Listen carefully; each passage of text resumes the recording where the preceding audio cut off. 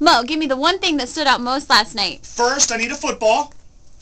Thank you. I think the thing that stood out to me more than anything was you got a sense of what the offense's identity is going to be. Now, you can take the success they had against Carolina with a huge grain of salt because the Panthers are and will be terrible. Their defensive line is simply atrocious.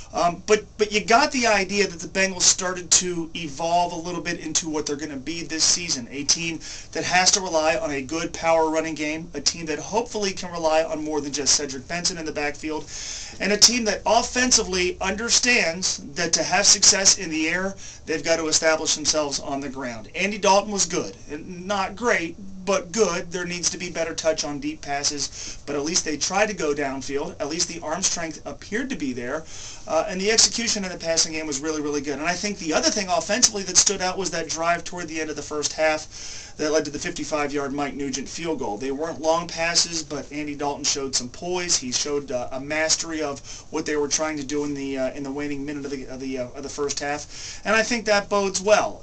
There's going to be regression, hopefully some more progression.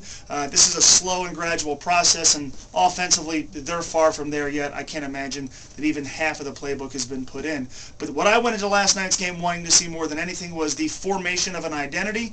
And in the game last night, I started to see that. Among many things that you saw to be encouraged about, I think that's the thing that stood out to me most. Email me your thoughts. Make sure you're holding a football while you do. Mo@ESPN1530.com. And send me a tweet at Mo Egger1530.